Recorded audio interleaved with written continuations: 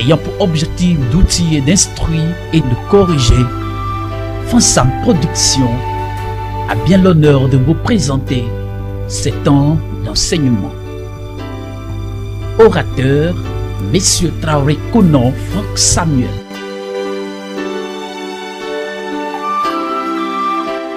Très bonne écoute radiophonique à toutes et à tous. Ce soir, en signe d'abandon et de consécration et d'engagement renoué, nous venons devant de ta sainte face, te demandant s'il te plaît de prendre le contrôle de nos cœurs. Oh, cher Saint-Esprit de Dieu, que ta parole ce soir trouve son écho favorable dans nos cœurs et qu'au sortir de ce moment, chacun ressorte selon que tu as voulu, selon que tu aurais planifié. Que nul ne sorte ici tel qu'il serait venu, mais que nous ressortons, Seigneur, ce soir de cette salle restaurée, vérifiée. Alléluia. Que le Seigneur nous bénisse. Veuillez vous asseoir.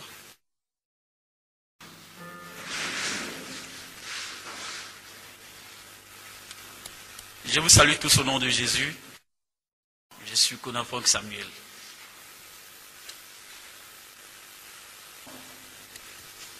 Nous avons eu un enseignement le samedi 9 passé qui portait sur quel thème?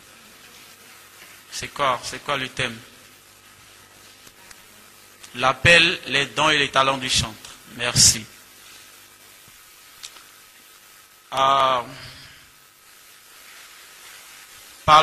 Traitant ce thème, nous avons souligné le fait que le chantre est une personne choisie par le Seigneur, mise à part, consacrée, en vue de l'accomplissement d'une mission. Et cette mission n'était rien d'autre que le service au ministère de la louange.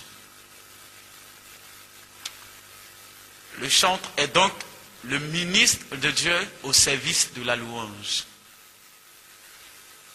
Sa raison d'appel, la raison de son appel n'est rien d'autre que pour la louange, pour la conduite de la louange et l'adoration.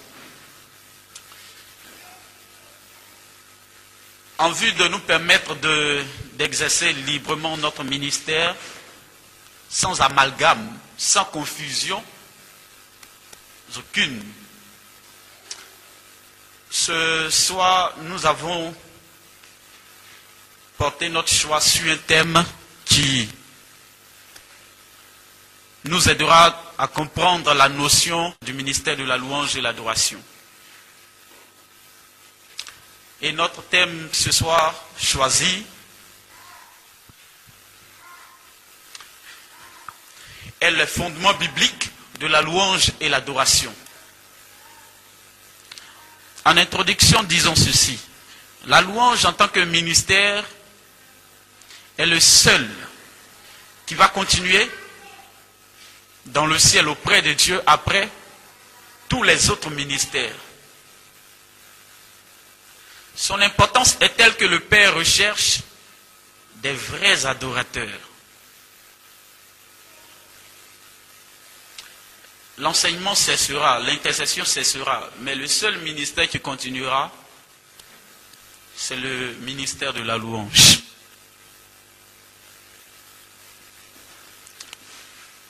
Nous avons été créés pour louer et adorer le Seigneur. Les plus grands désirs sur la terre devraient être de louer et adorer le Seigneur. Et notre raison de vivre devrait être de louer et adorer Dieu. Donc vous voyez que toute notre existence sur la terre devrait se résumer en la louange et en l'adoration du Seigneur. Parce que le Seigneur nous a créés pour son plaisir. Quoi qu'il en soit, il nous a créés pour son plaisir. L'évangile de Jean nous dit que le Père recherche des fils et des filles qu'il adore en esprit et en vérité. selon Jean chapitre 4, verset 23. Jean 4, verset 23. Ainsi donc, nous pouvons déjà comprendre que le sujet de la louange et l'adoration importe vraiment pour Dieu le Père. Notons qu'un vide s'est créé dans le ciel lorsque Lucifer et ses anges, Lucifer appelé aujourd'hui Satan, et ses anges appelés démons, ont été chassés du ciel. Parce que c'était Lucifer qui était chargé de la louange au ciel. Et depuis qu'il avait voulu détourner la louange pour sa personne, le Seigneur, ne partageant pas sa gloire avec un homme, j'allais dire avec qui que ce soit, a jugé bon de précipiter Lucifer, Satan et ses démons sur la terre. Et depuis lors, un vide s'est créé au ciel, à ce niveau-là, au niveau de la place de la louange. Mais Dieu avait un plan pour le combler. Alléluia. Dieu a créé l'homme pour un grand but. Il a créé l'homme pour régner d'abord sur la terre, sur Lucifer, Satan et ses démons qui avaient été précipités du ciel. Il a créé l'homme aussi pour un deuxième grand but, celui d'être avec lui, près de lui, un jour au ciel et de régner pour toujours sur son trône de gloire dans la louange. L'Église qui est son corps aujourd'hui, la plénitude de celui qui remplit tout en tous, est celle-là, j'allais dire, qui comble ce vide. Le vide est comblé aujourd'hui.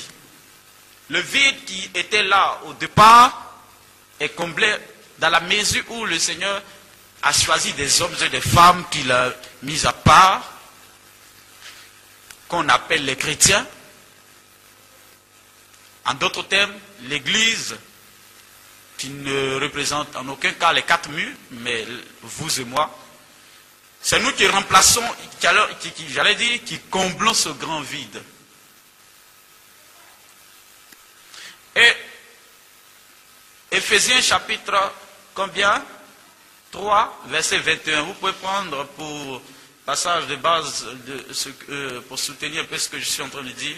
Éphésiens chapitre 3, verset 21. Mais comment l'Église accomplira-t-elle sa mission?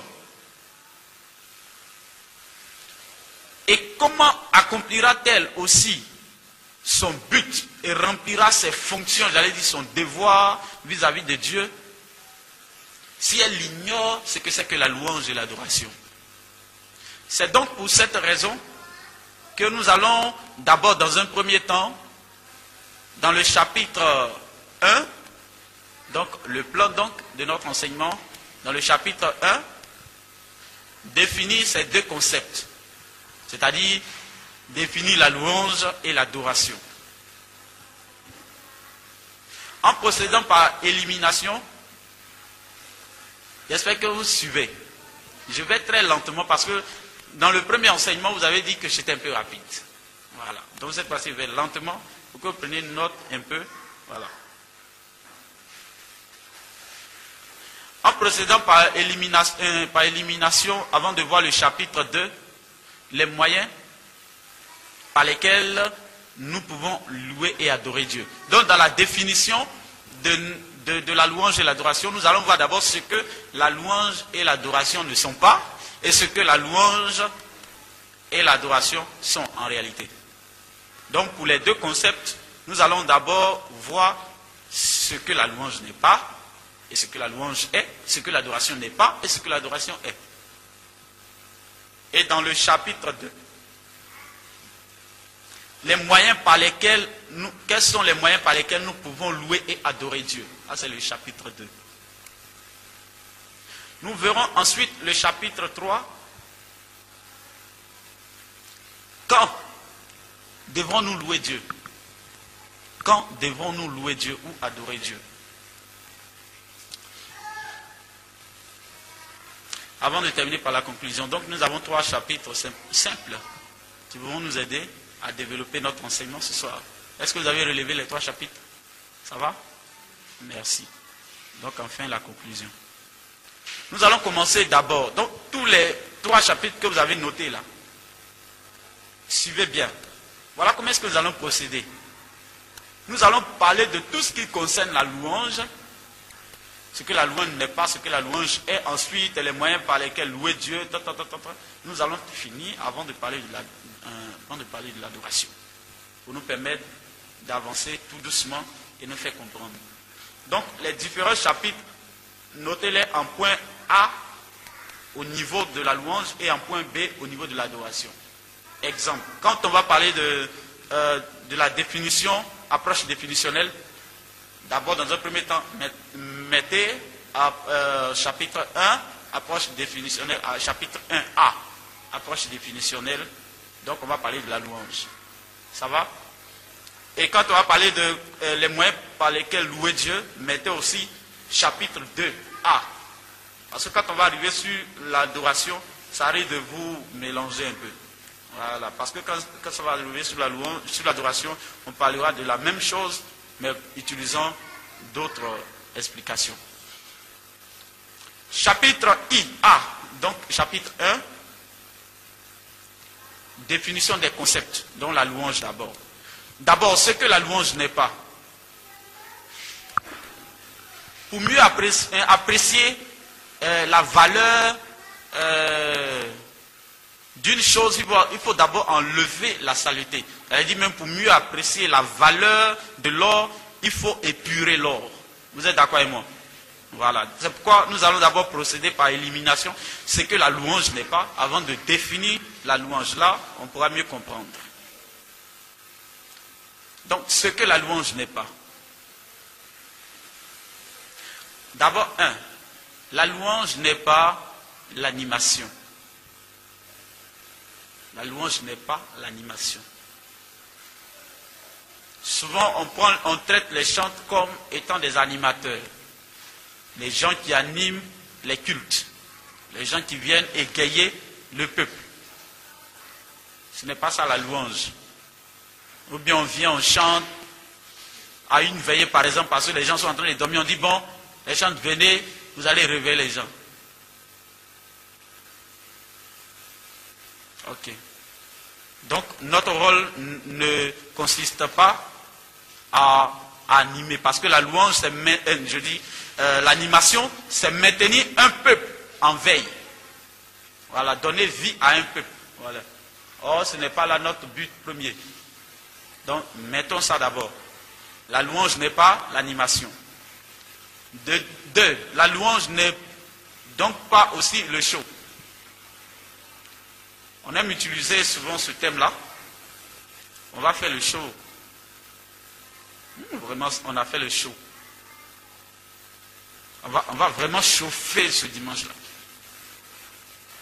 La louange n'est pas le show. Ce n'est pas le fait de venir chanter, chauffer la salle, ambiancer le monde, qu'on qualifierait louange ou adoration. La louange n'est pas le show. La louange, troisièmement, la louange n'est pas un bouche-trou. Un bouche-trou. Par exemple, nous sommes à une cérémonie et on dit bon, comme l'orateur n'est pas encore arrivé, en attendant que les choses sérieuses ne commencent, les chants, est-ce que vous pouvez chanter quelque chose? Donc on se met dans un esprit d'en attendant. En fait, le fait de vous demander de chanter n'est pas mauvais, c'est pas ça qui est mauvais. Mais l'esprit dans lequel on nous introduit, suivez-moi très bien, on nous introduit dans un esprit d'en attendant. Et quand on nous introduit dans un esprit d'en attendant ou quoi, alors le peuple se met aussi dans un esprit d'en attendant. Donc tout ce que nous chantons, ils ne s'intéressent pas à ça, ils sont là, d'autres même peuvent manger les chewing-gums, d'autres peuvent être distraits, tout ça, parce qu'on attend les choses sérieuses qui vont commencer tout à l'heure. Et quand l'orateur ou bien celui qu'on attend arrive, ou bien l'heure qu'on attend arrive, on dit maintenant les choses sérieuses vont commencer. Ça veut dire que tout ce que vous avez fait jusque-là, c'est du quoi? N'importe quoi. Oui, non, ça veut dire tout ce que nous avons fait jusque-là, nos énergies gaspillées, c'est du n'importe quoi. Donc, faisons attention. Amenons les gens à comprendre que nous ne sommes pas là pour remplir un temps plein. Et si les gens nous ont introduits dans un esprit de ce genre, à nous de savoir ramener le peuple à la raison. Quand je prends le micro, je dois par exemple amener le peuple à dire, nous allons ensemble élever le Seigneur. C'est vrai que nous attendons soit un orateur ou bien quelqu'un, mais la Bible nous recommande de le louer. Et vous essayez de donner un peu une source de motivation de la louange ou bien de votre temps de louange. Alors le peuple sera captivé donc et vous suivra. Mais si par exemple on dit bon, en attendant le groupe, venez chanter, et puis venez un coup. En même temps, ton amour nous environne, ils vont vous regarder comme ça. Attention. Autre chose, la louange n'est pas un chapelet de chants vifs.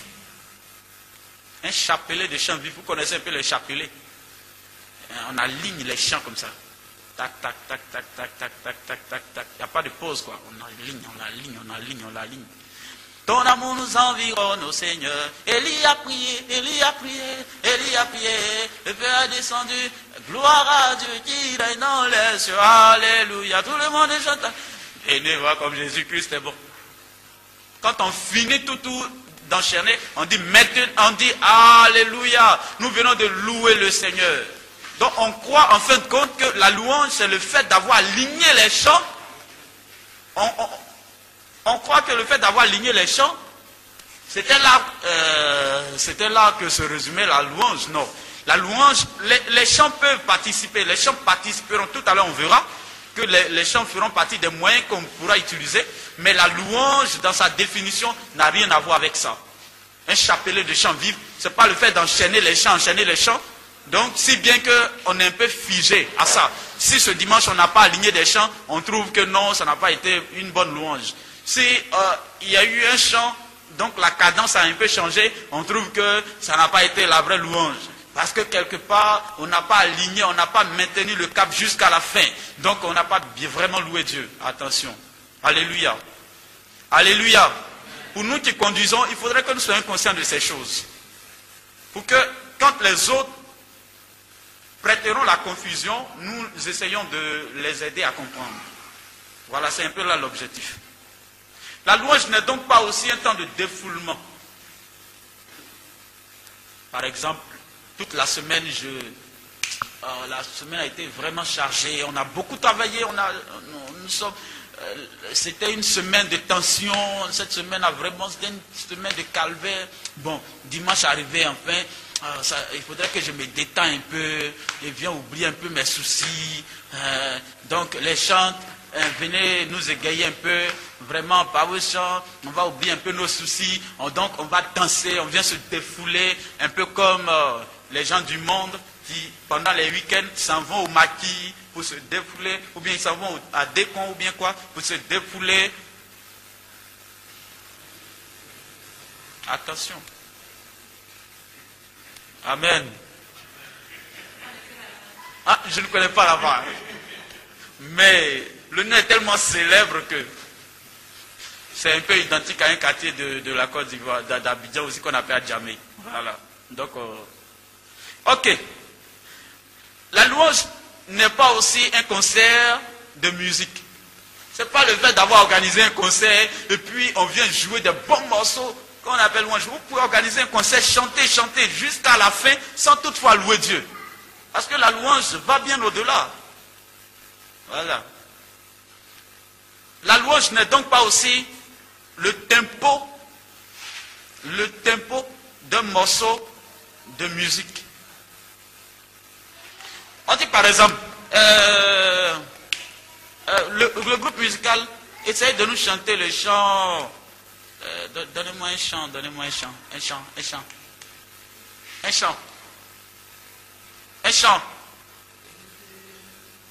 Ok.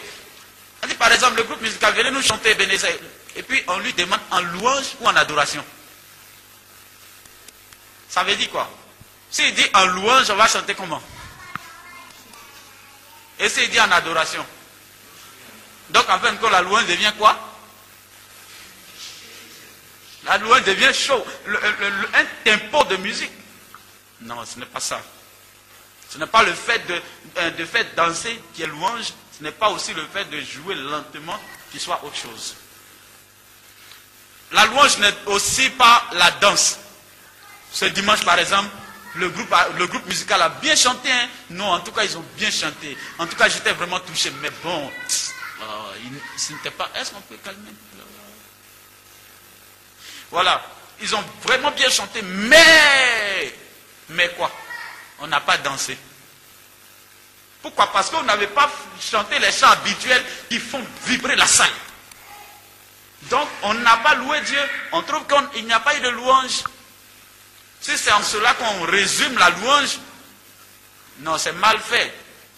Ça veut dire que nous faisons les cultes et nous péchons dans le culte sans le savoir. Voilà. La louange n'est pas aussi le chant. La louange n'est pas le chant. Voilà. On peut louer Dieu sans toutefois chanter. On peut louer Dieu sans chanter. Il arrive des fois dans ma vie où je peux passer 3 heures, 4 heures de temps de prière. Je passais 3 heures à 4 heures de temps de prière ou 5 heures dans la présence du Seigneur. Rien que pour le louer ou l'adorer. Mais cependant, je ne chante pas. J'évite de chanter parce que souvent, je me dis que non, ça va me prendre un peu le temps. Parce que j'ai beaucoup de choses à lui dire. Donc pendant les 5 heures là, je ne fais que parler. Cœur à cœur. Donc on peut se passer des chants et puis louer Dieu. Voilà. Donc en fin de compte, qu'est-ce que c'est que la louange? Luc 10, quelqu'un me prend ce passage, Luc 10, verset 17 à 21. Et une autre personne prend Luc 17, verset 11 à 19. Premier Luc 10, 17, 21. Luc 17, 11 à 19. Ça va? Merci. La première personne, vous nous faire la lecture rapidement. Oui, 17 à 21. En ce moment même, Jésus tressaillit de joie. Et il dit, je te loue, Père, Seigneur du ciel et de la terre, de ce que tu as caché ces choses aux sages et aux intelligents, mais de ce que tu les as révélés aux enfants. Est-ce qu'on peut dire Amen? Deuxième passage.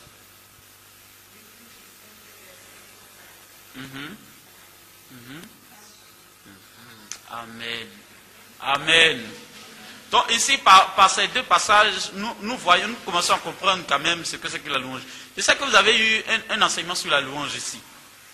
Mais comme l'enseignement n'est jamais de trop, il est important qu'on attire un peu votre attention. Un peu.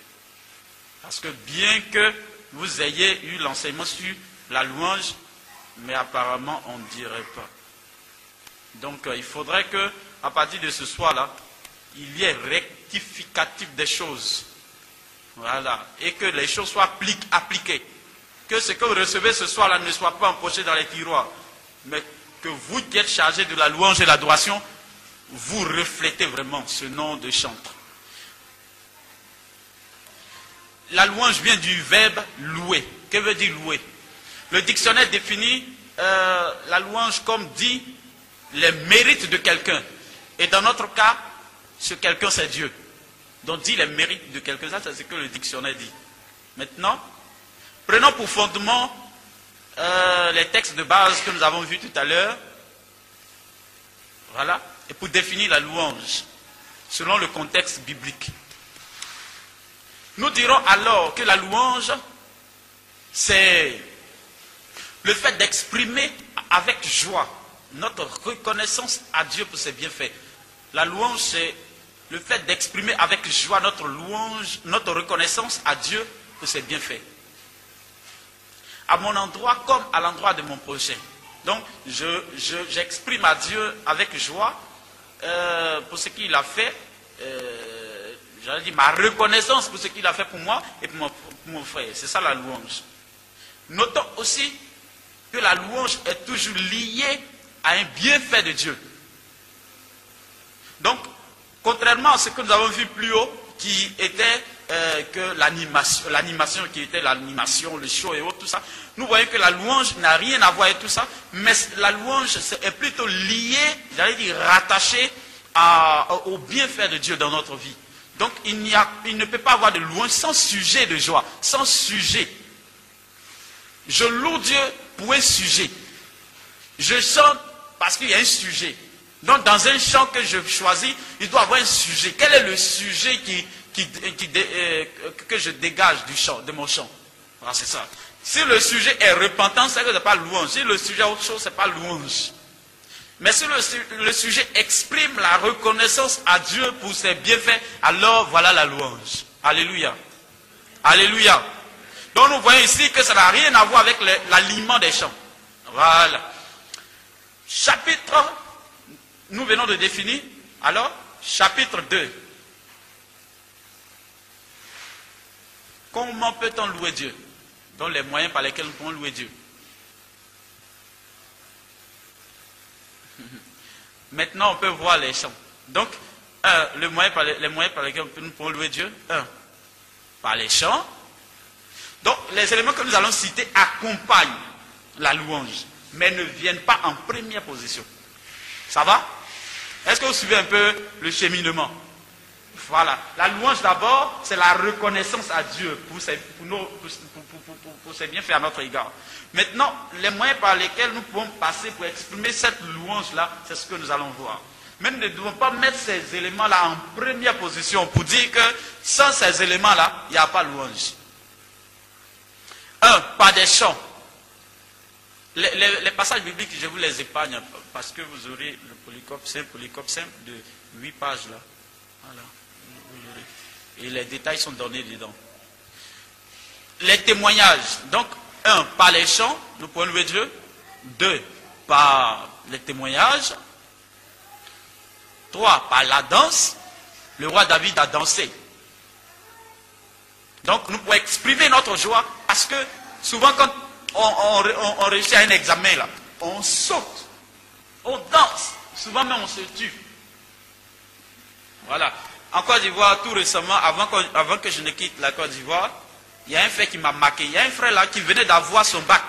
Et parce qu'il a eu son bac, il court sur la route comme ça, et puis il se met devant les vendeurs de poudre là. Et puis il se couche par terre, et puis il dit, versez sur moi, versez sur moi. Et puis les gens ramassent les oignons, les poudres, versez sur lui comme ça. Versez sur lui. Et puis versez. Ah, on dit, mais il devient fou, bien quoi. Or, sa joie a tellement débordé qu'il ne savait pas comment exprimer. Il y a un, tellement il était content, il allait se mettre devant une voiture, la voiture l'a cogné, il est mort en même temps. Voilà. Tout ça parce qu'il y a eu quelque chose, il y a un sujet de joie. Il y a un sujet de joie.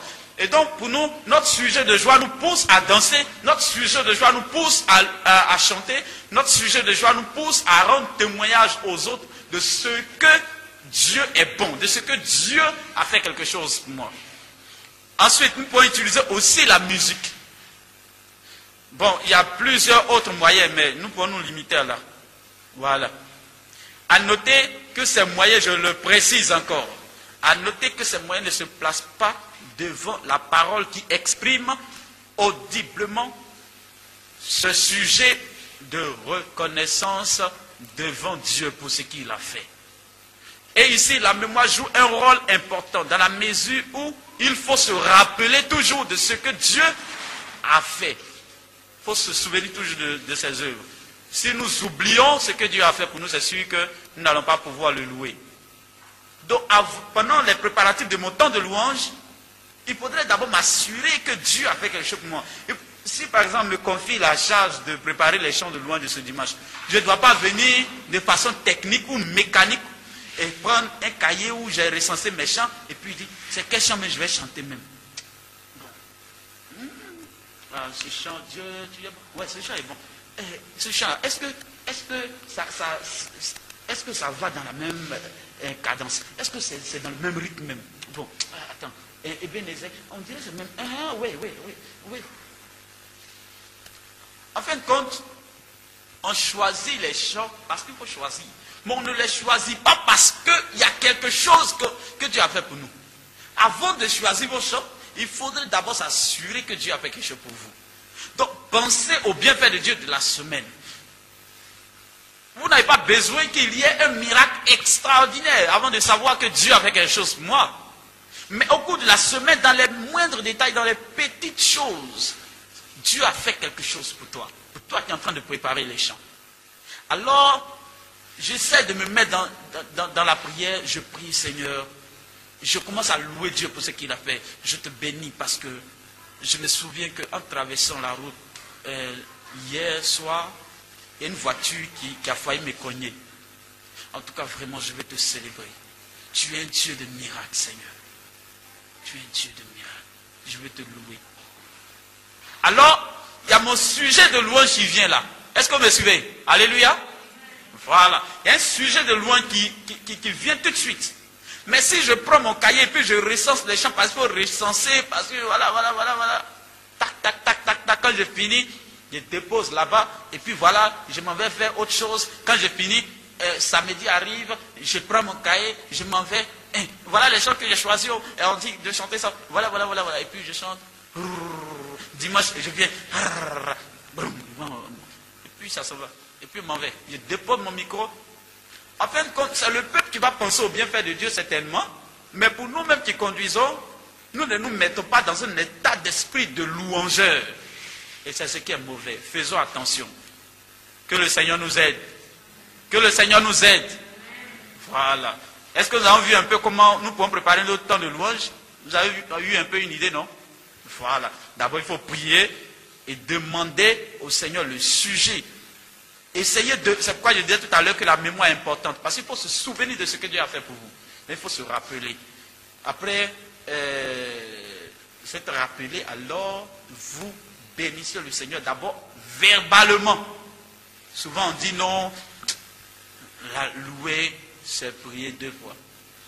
Ah, ce n'est pas un verset biblique, hein? Ça n'est pas dans la Bible. À moins que ce soit quelqu'un me démontre dans quelle version de Bible. Et j'ai dans mon ordinateur ici 42 versions de Bible. Et la personne va me montrer le verset et puis on va chercher ensemble. Qui lève le doigt? Chanter, c'est prier 2 fois. Ah, d'accord. Donc, en fin de compte, à force de dire chanter, c'est prier 2 fois, on finit par ne plus prier, mais on passe notre temps à chanter. La louange et puis parler et puis chanter, c'est 2 choses distinctes. Il ne faudrait pas confondre. Voilà. Ensuite, chapitre 3. Nous avons vu les moyens par lesquels nous pouvons louer Dieu. Voilà. Brièvement. Quand pouvons-nous louer Dieu? Quand pouvons-nous louer Dieu? Nous voyons que, d'abord même, avant de voir le chapitre 3, selon notre passage de base là, nous avons vu les lépreux, c'était combien de lépreux? C'était 10, non? Ils étaient 10, non? Ou bien combien? Voilà, 10 lépreux. Le Seigneur Jésus, ils sont venus pour demander guérison au Seigneur. Le Seigneur les renvoie à un prêtre.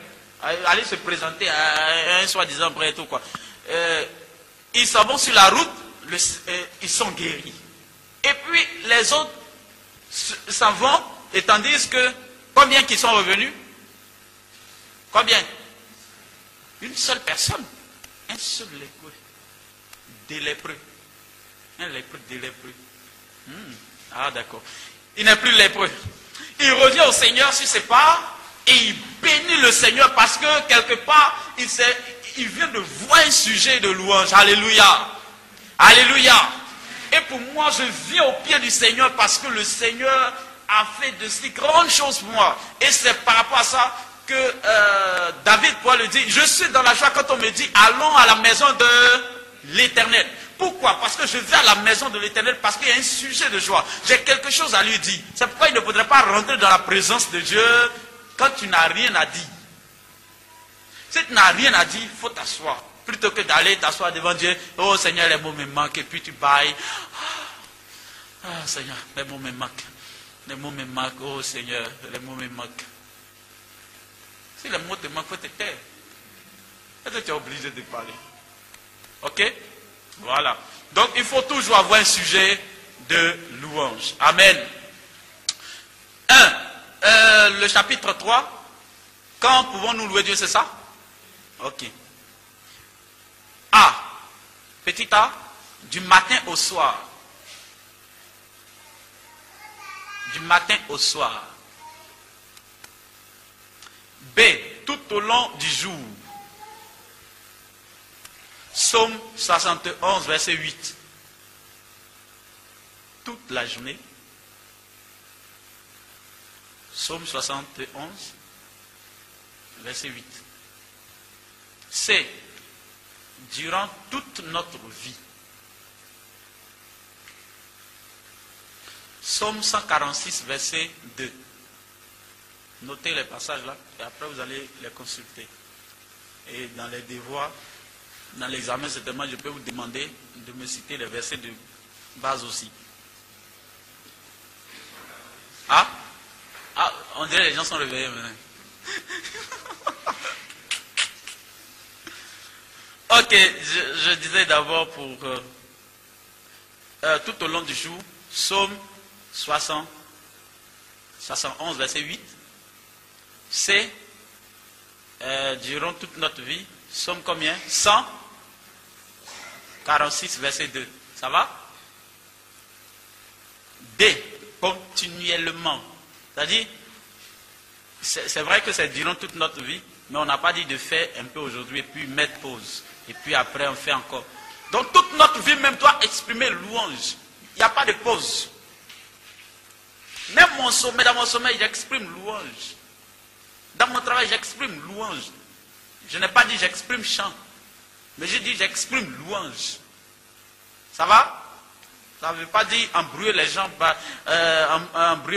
les chants, matin, midi, soir. On demande, mais faut te taire un jour. On dit non, on dit de louer Dieu toute notre vie, pas de pause.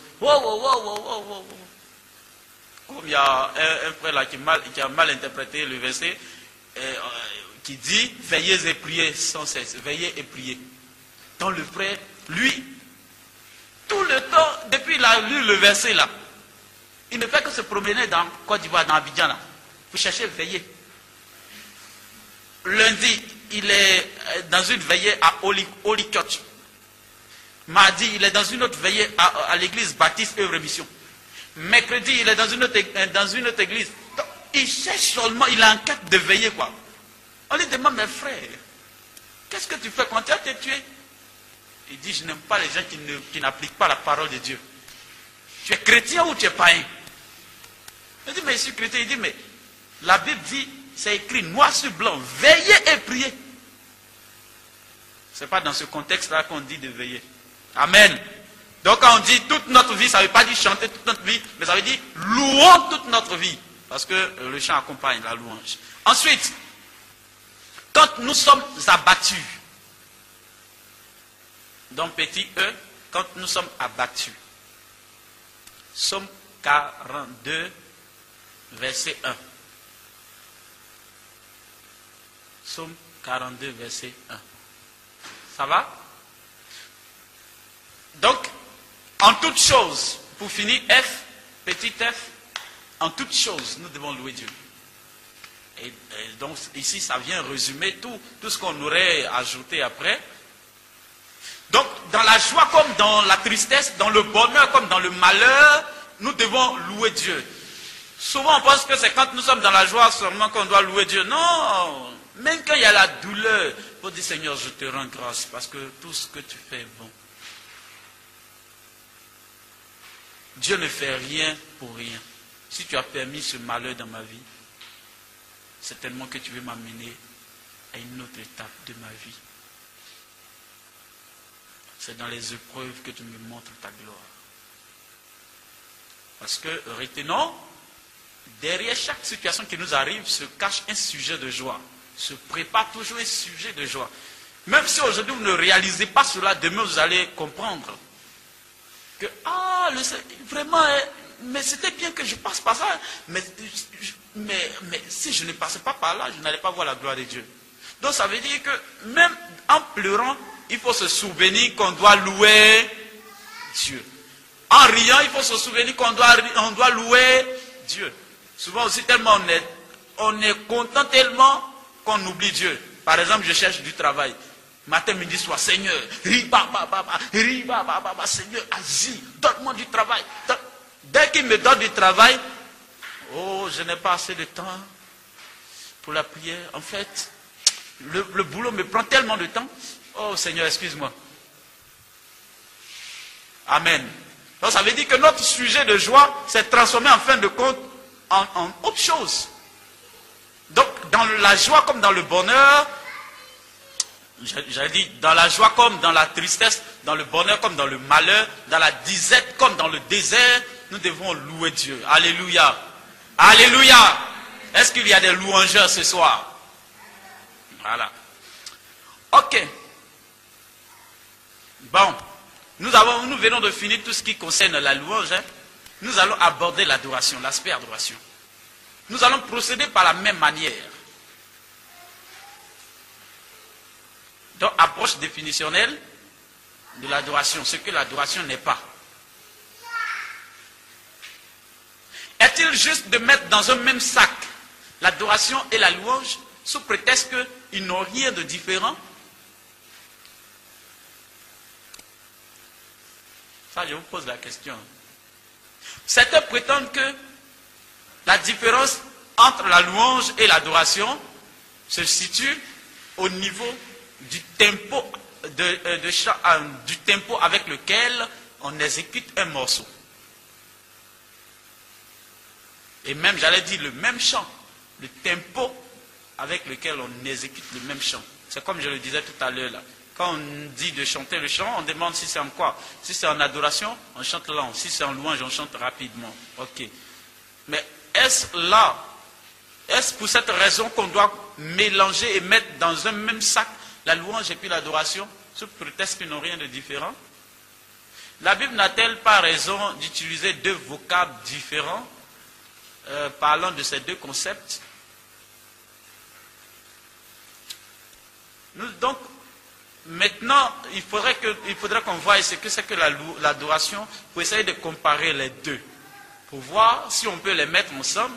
Si on peut dire non, la louange, pour moi, la louange c'est louer, c'est adorer. Pour moi, adorer, c'est louer. C'est la même chose. Si c'est ça, on va voir. Chapitre IB, définition des concepts. Donc, un petit tas là, j'allais dire, définition de l'adoration. Ok. 1. Ce que l'adoration n'est pas. 1. L'adoration n'est pas un chapelet de chants langoureux, comme nous l'avons vu pour la louange. Donc ici, l'adoration n'est pas un chapelet de chants langoureux. Gloire, car il est glorieux, j'ai l'assurance. On a lu les chants ou bien, pardonne-moi, Seigneur, car tu es mon sauveur. Ou bien Jésus-Christ, mon sauveur. Et puis encore quoi? Alléluia. Et puis viens, Esprit de Dieu. Dieu va faire encore. Et on enchaîne seulement quoi. Et puis on dit, nous sommes maintenant disposés, nous sommes dans l'adoration. Donc, 1, l'adoration n'est pas un chapelet de chants langoureux. 2, l'adoration n'est pas une phase récitative de ce que Dieu est, si comme il avait oublié. Si comme il avait oublié, s'il vous plaît. Oh Seigneur, tu es amour, tu es grand, tu es fort, tu es puissant. Oh Seigneur, tu es glorieux, tu es fantastique, tu es magnifique. Oh Seigneur, on récite seulement. Et quand on va nous demander par exemple, ce que tu as dit là, fantastique veut dire quoi? On dit, ah, ça c'est entre moi et puis mon Dieu. Mon Dieu comprend, c'est l'essentiel. Ce n'est pas essentiel. Si toi tu ne comprends pas ce que tu dis, c'est dangereux. J'ai pour habitude de donner l'exemple de ma nièce qui, quand on était encore à l'école des dimanches, adorait Dieu aussi souvent, quoi, comme nous autres. Donc une fois, bon, chaque fois qu'elle doit adorer Dieu, voilà sa prière. Oh Seigneur, parce qu'elle parle comme une blanche, quoi. Oh Seigneur, qui est semblable comme toi? Qui est semblable comme toi, Seigneur? Qui est semblable comme toi? Bon, toujours je me pose la question, qui est semblable, ça veut dire quoi? Une fois je lui ai demandé, Mariette, pardon, dis-moi, qui est semblable là, ça veut dire quoi? Elle dit, il faut me laisser tranquille. Ça c'est entre moi et puis mon Dieu. Mon Dieu comprend. Oh, en fait, la soeur, la bonne soeur voulait dire qui est semblable à toi. Comme elle entend les gens dire qui est semblable à toi, elle entend qui est semblable.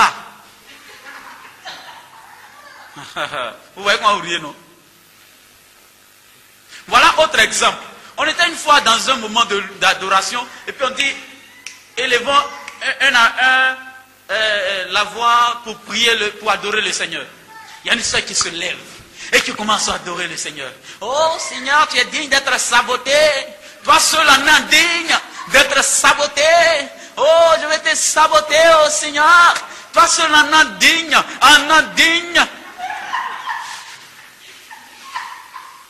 Mais, en fait, elle voulait dire psalmodier. Et puis elle dit saboter. Vous voyez comment c'est terrible quand on ne comprend pas quelque chose.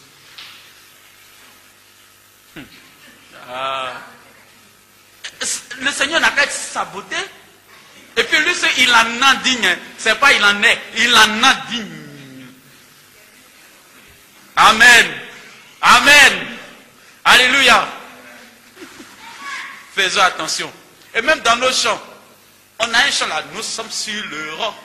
Le roc. Quand on était à l'école de dimanche, voilà comment est-ce qu'on le chantait. Nous sommes sur le roc en fer.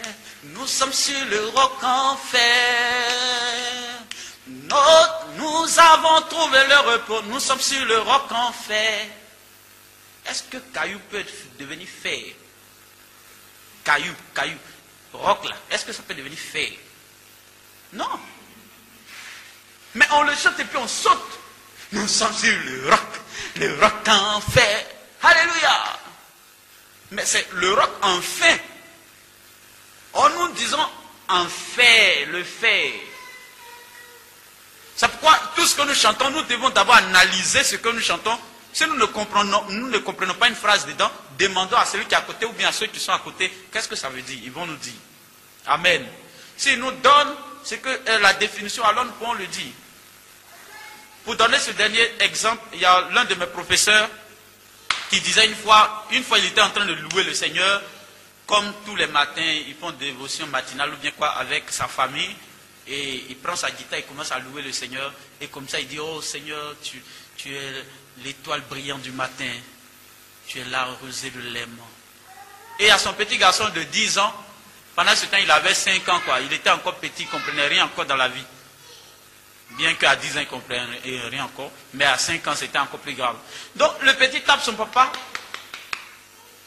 Il demande à son papa, mais papa, il n'y a pas d'étoile le matin. Pourquoi tu dis étoile brillante du matin? Si elle demande ce soir ici, étoile brillante du matin qu'on dit souvent, ça veut dire quoi? Qui peut me dire? Qui peut me dire? La gloire de Dieu. Étoile brillante du matin, ça veut dire la gloire de Dieu. Ah, il y a silence. C'est ça? C'est tout? Oui, monsieur Paul.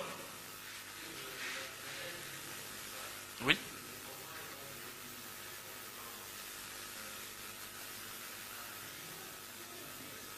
Mhm.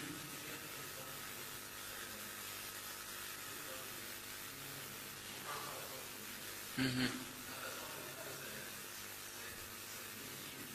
Mhm. Oui.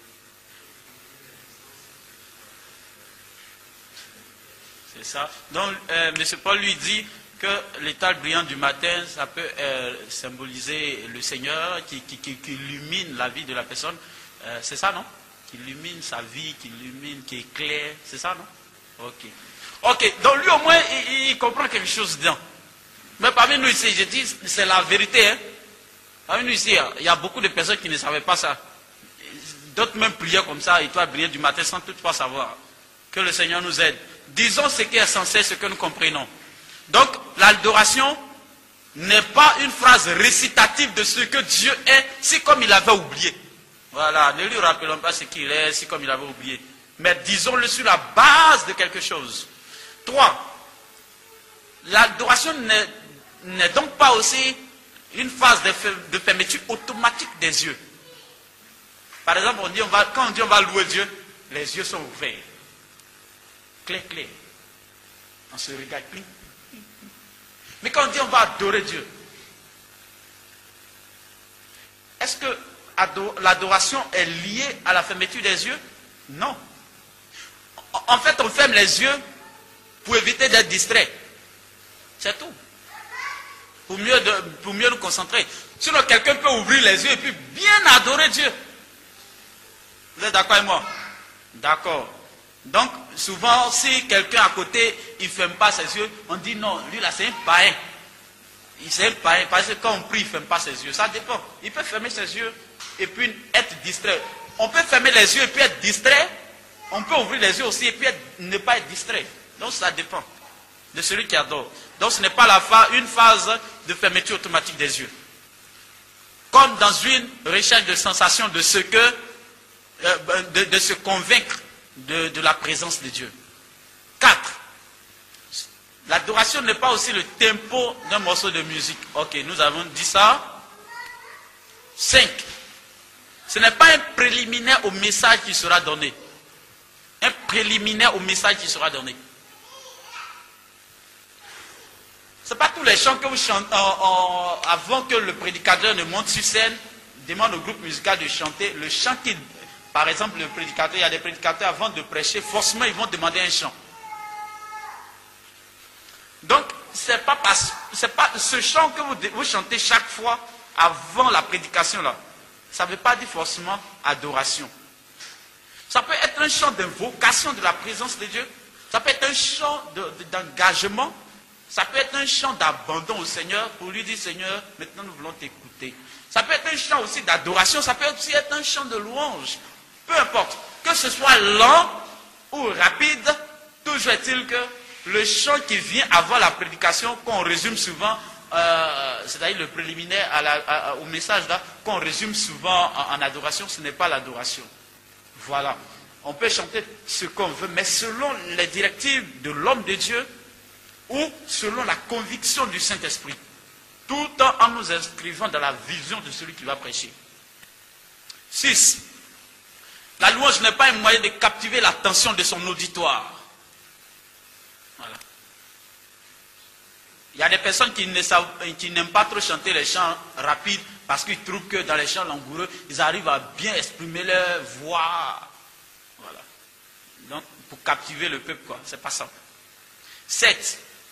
Ce n'est pas un concert où l'équipe de louange vient nous gratifier de ses nouveaux chants et de ses prouesses vocales. On dit par exemple, maintenant le groupe musical va nous conduire dans la louange. Et puis je prends le micro. J'ai l'assurance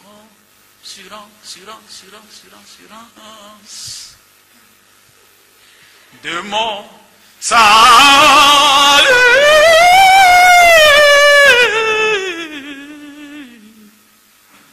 Oh, par là, oh, alléluia. Par la présence du Seigneur Jésus. Son sang m'a lavé. Oui, non, je viens faire. Enfin, quand le peuple est perdu. Ici, je n'ai pas encore remarqué ça. Vous, au moins, vous êtes dans la vision. Dites Amen. En Côte d'Ivoire. Tellement on aime ce qui sort de l'ordinaire. Ah, c'est là-bas qu'on fait ça. Voilà, ici au moins, bon, je ne sais pas si ici on le fait, mais en tout cas, il y a des personnes qui aiment bien ça. Ce qui fait qu'ils n'aiment pas chanter les chants de louange. Parce que dans les chants d'adoration, là, dans les chants de langoureux, j'allais dire, ils s'expriment mieux. Non, ce n'est pas un concert où le groupe de louange vient nous gratifier de ces nouveaux cantiques. Ou bien même on dit, bon, le dimanche, il faudrait qu'on montre, ou bien on organise un concert, ou bien le dimanche, on va montrer nos nouveaux cantiques au peuple. Il faudrait qu'on leur montre nos nouveaux cantiques. Il faudrait qu'on leur montre qu'on a appris des nouveaux cantiques. Non, non, non, ce n'est pas dans cet esprit que vous devez partir. Ce n'est pas aussi dans un esprit d'aller montrer que, ah, vraiment, on a atteint le stade des off, j'allais dire des grands chantres internationaux. Donc, alors, on prend le micro, on organise une cérémonie où on vient démontrer nos prouesses vocales. Non, non, non, non, non, c'est pas ça. Attention. Péché. Quelle est finalement la définition de ce verbe qui fait trembler le roi Hérode et toute sa ville, si bien qu'il se sentit obligé d'utiliser le même verbe. Quel est ce verbe que le diable inscrit sur sa dernière carte après ses tentations, après 39 jours sans succès face à Jésus? À la fin de cette tentation, il dit au Seigneur Jésus, si tu te prosternes et m'adores, quel est ce verbe? Quelle est la définition de ce verbe-là? Prenez simplement les textes de base, après vous allez les lire. Marc 2, verset 1 à 12. Marc 2, verset 1 à 12. Jean 12, 2 à 8. Et enfin, Luc 21, 1, 4. Avec 3 passages. Ça va? Merci.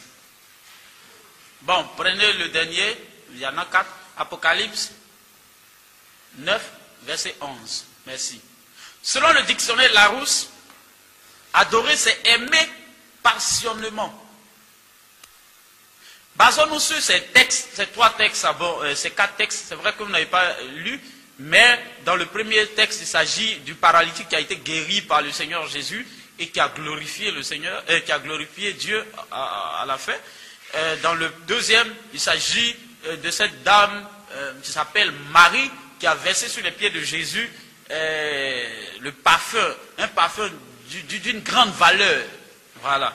Donc quand nous nous basons sur ces textes de base, la définition que nous pouvons donner à la louange selon le contexte biblique, l'adoration, autant pour moi, selon le contexte biblique, est la réponse à la révélation que Dieu nous fait de lui. L'adoration, c'est la réponse, notre réponse à la révélation que Dieu nous fait de lui, de sa personne. Je m'explique. Vous savez souvent, si Dieu, dans la vie, dans la conversion d'une personne, si le Seigneur s'est révélé à cette personne comme étant un Dieu d'amour, vous allez remarquer que dans ses prières, dans ses chants, il va beaucoup parler amour. Mais c'est quelqu'un qui a été marqué par un miracle ou bien la puissance de Dieu. Vous allez remarquer dans tous ces chants ou bien dans ces prières, vous allez remarquer quelque part puissance de Dieu ou bien grandeur de Dieu ou bien miracle de Dieu. Non, notre Dieu est un Dieu de miracle. Il parle de ça et foi. Pour moi je sais comment Dieu s'est révélé à moi. Vous, toi, comment est-ce que Dieu s'est révélé à toi? Le jour de ta conversion, il s'est révélé à toi en tant que qui? Pendant ton parcours jusque-là, Dieu s'est révélé. C'est vrai qu'il se révèle à nous de plusieurs manières, mais il y a au moins un aspect qui nous marque plus. Et c'est ça qui va constituer le socle, sinon la base de notre adoration. Pour toi, Dieu s'est révélé à toi en tant que qui?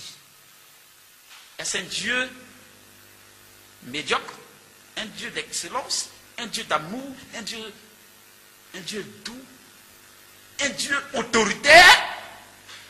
Alors, autoritaire. Donc, l'adoration, premièrement, c'est la réponse. Donc, quand je parle de la réponse, ça veut dire je réalise que Dieu est amour. Donc, il est amour. En retour, donc, je viens lui témoigner mon amour. Et mon attitude face à sa révélation, c'est ce qu'on appelle réponse. Ma réaction suite à la révélation qu'il fait de moi. Si jusque-là, tu ne sais pas vraiment comment est-ce que le Seigneur s'est révélé à toi, il faudra que tu demandes au Seigneur. Voilà. 2. Le sacrifice de ce qu'on a de plus cher. L'adoration, c'est sacrifier à Dieu ce qu'on a de plus cher. De ce à quoi on est attaché et qui est unique à nous par l'amour ou l'importance que nous lui accordons. Qu'est-ce que tu as de plus cher? Qu'est-ce que vous avez de plus cher? Est-ce votre temps? Mon temps me coûte cher. Ou bien mon habit me coûte cher. Et donc à cause de mon habit, je ne peux pas me prosterner pour adorer Dieu. Je suis en veste. Après que je suis en veste, je ne peux pas me mettre en genoux pour me salir. Ou bien mon temps, ou bien mon mari, ou bien ma femme, ou bien mes enfants me coûtent cher. Qu'est-ce qui nous coûte cher?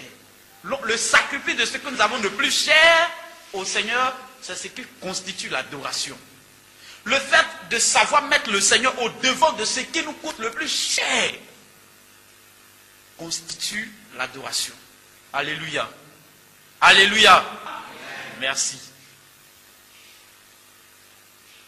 Au-delà de toutes les définitions qu'on peut donner à l'adoration, la meilleure sera celle que nous-mêmes nous aurions donnée à la lumière de la parole de Dieu ou de la vérité de notre communion avec lui, avec Dieu le Père. Nous pouvons vous définir. Moi, je peux vous définir. Le pasteur peut venir vous définir. Quelqu'un d'autre peut venir vous définir. Mais la meilleure définition que vous aurez dans votre vie, c'est celle que vous allez avoir dans votre communion personnelle avec Dieu. Amen. Est-ce que quelqu'un veut avoir une définition de sa communion personnelle avec Dieu ce soir? Est-ce que nous voulons l'avoir? Non, on ne dirait pas. Est-ce que nous voulons l'avoir? Parce que si nous l'avons, c'est sûr que notre manière de chanter, notre manière de parler à Dieu va changer. L'adoration, une autre définition que moi dans mon intimité personnelle j'ai reçue, c'est l'expression de mon amour. L'adoration pour moi, c'est l'expression de mon amour pour le Seigneur. L'expression de mon amour pour le Seigneur. Donc tout ce que je fais, pour moi, l'adoration, là, c'est l'expression de mon amour. Ce qui part de mon cœur vers le cœur de Dieu.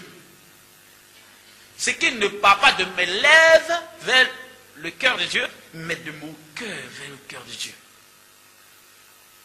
C'est pourquoi l'adorateur doit faire beaucoup attention dans ses faits et gestes. Pour qu'en le voyant, on voit au moins le style d'un adorateur en lui. Notons que l'adoration est liée à la nature de Dieu par opposition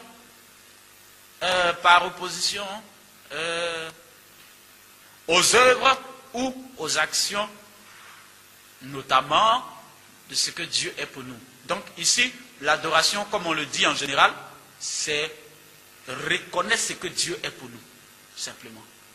Ça, c'est tout ce qu'on peut dire sur l'adoration. Reconnaître ce que Dieu est pour nous. Donc, dis ce que Dieu est. Par opposition de la louange qui était, dis les bienfaits de Dieu, dis les œuvres de Dieu. L'adoration, c'est dire, c'est reconnaître, c'est pas dire, mais c'est reconnaître d'abord ce que Dieu est pour moi et ensuite le proclamer. Souvent, on proclame sans reconnaître. Que Dieu nous aide. Que Dieu nous aide. Chapitre 2, comment adorer Dieu? Rapidement. Les moyens par lesquels nous pouvons adorer Dieu sont multiples. 1. Une attitude prosternée. Donc nous pouvons nous prosterner et adorer Dieu. 2. Nous pouvons être debout et adorer Dieu. 3. Les mains levées. 4. À genoux. Ça va? À genoux. 5. C'est l'obéissance. Nous pouvons louer Dieu, nous pouvons adorer Dieu par l'obéissance, notre obéissance à Dieu. Et ensuite, 6, le chant accompagné ou non accompagné. Donc, par le chant, accompagné par les instruments ou pas accompagné par les instruments. Voilà. 7, par la musique instrumentale. Donc, les instrumentistes, vous devez développer vos jeux de manière à ce que vous appreniez à toucher le cœur de Dieu sans qu'il y ait voix, par vos instruments. Donc, par la musique instrumentale, nous pouvons adorer Dieu. Par le don de soi-même, par le don de soi-même, ce qu'on a de plus cher, nous pouvons adorer Dieu. Si c'est mon argent, si ce sont mes biens, ou si c'est quoi. Le don de soi-même, je m'offre au Seigneur. Il y a quelqu'un, une fois, il n'a pas bien compris ce point-là. Et puis on dit, on va faire des offrandes. Et puis, donnons tout ce qu'on a au Seigneur. Et lui, il vient, il danse, il donne tout ce qu'il a comme billet dans sa poche. Maintenant, comme l'homme de Dieu insistait, donnons tout ce qu'on a au Seigneur. Et le don de soi, donnons ce qu'on a de plus cher. Il danse, il enlève son habit, il dépose. Il danse. Il enlève le pantalon, il dépose. Ah, il reste culotte, hein, et puis débadé. Il danse. Il enlève débadé, il dépose. Les gens commencent à être inquiets. Il danse encore. Il a enlevé culotte là. Il a enlevé, les gens crient, hé. Et puis lui-même, il a sauté pour descendre dans le panier là. Il dit, Seigneur, je n'ai plus rien, prends moi-même.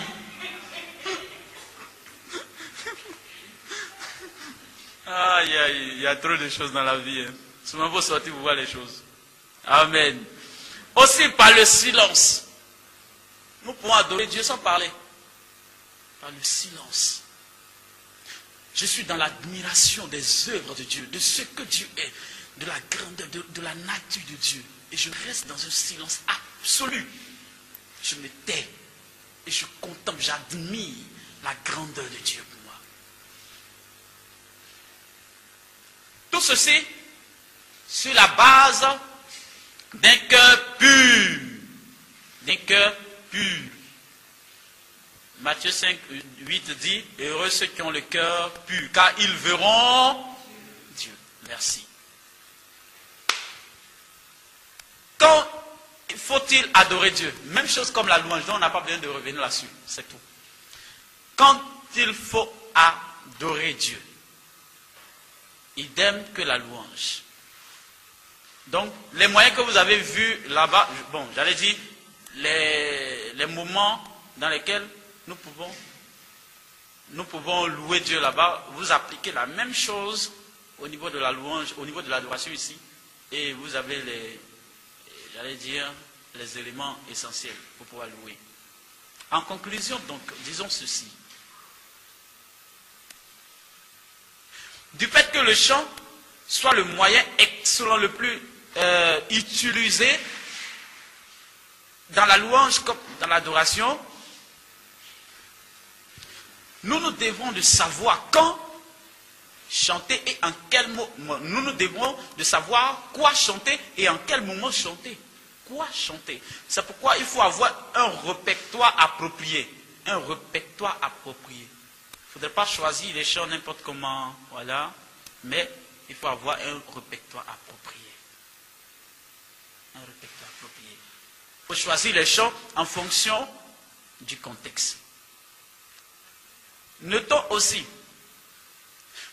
cette phrase-là, je souhaiterais que tout le monde marque minutieusement, la marque minutieusement et encadre ça. La qualité d'une véritable adoration se mesure par la qualité de la vie de l'adorateur lui-même. Je reprends. La qualité d'une véritable adoration se mesure par la qualité de la vie de l'adorateur lui-même. Encadrez bien ça. Il faudrait que chaque fois vous vous rappelez de cette phrase. Ce qui voudra dire que si notre vie est pure, nos louanges et adorations seront pures. Si nos vies sont impures, nos louanges et adorations seront quoi? Impures. Prenez-moi ce passage de base pour terminer ce temps d'enseignement. Amos 5, verset 21. Rapidement. Amos 5, verset 21. Je hais, c'est Dieu qui parle. Je méprise vos fêtes. Je ne puis sentir vos assemblées. Quand vous me présentez des holocaustes et des offrandes, je n'y prends aucun plaisir. Vos holocaustes là, ce sont vos adorations et vos offrandes sont vos louanges là. Il dit, quand vous chantez, quand vous parlez, quand vous faites tout ce qu'il y a comme bruit là, je n'y prends aucun plaisir. Et les veaux engraissés que vous sacrifiez en action de grâce, je ne les regarde pas. Vos efforts consentis, vous dépensez en énergie ou quoi, vous transpirez, vous faites quoi. Je ne regarde pas ça. Et ensuite, aïe, éloigne de moi le bruit de tes... Imaginons, par exemple, John a conduit la louange. Vous voyez comment le peuple a vibré, non? La salle a vibré là. Pendant qu'on était en train de faire tout ça là, Dieu était sur son trône et puis éloignez de mes oreilles tous ces bruits. Est-ce qu'on comprend comment ça fait mal? C'est pas parce que vous faites la musique fortement, c'est pas ça. Mais c'est parce que la vie n'est pas en rapport avec ce que nous disons dans la bouche. Alors le Seigneur n'étant pas d'accord avec notre vie, alors il rejette ce qui sort de notre bouche. Vous me suivez? Faisons attention. Sinon on peut chanter toute notre vie, on sera rejeté, ou on peut conduire la louange et notre louange sera nulle. Ça finit au verset 23. Je n'écoute pas le son de tes luttes. Ça, il s'agit des instrumentistes là. Cantique, ça, il s'agissait de ceux qui s'occupent de la voix, qui parlent, qui chantent. Maintenant, on parle de tes luttes. Donc ici, la vie de l'adorateur importe beaucoup. Faisons beaucoup attention. Et c'est en cela qu'on donne cette phrase que la qualité d'une adoration, d'une vraie adoration ou louange se mesure par la qualité de la vie de l'adorateur. Donc quelqu'un pourrait me demander ce soir, comment je peux savoir si ma louange ou mon adoration est agréée par Dieu ou pas? Simplement en analysant sa vie. Point. Amen. Faisons en sorte que nos louanges et adorations ne puissent pas consister en paroles, mais dans un véritable style de vie. Car ce sont là les adorateurs que le Père recherche. C'est à ce seul titre que nous pourrions faire la joie de notre Maître qui nous a appelés. Et c'est à ce seul titre que nous pourrions être pour les autres une véritable source de restauration, de bénédiction. Amen. Que le Seigneur nous aide et qu'il nous bénisse ce soir. Merci.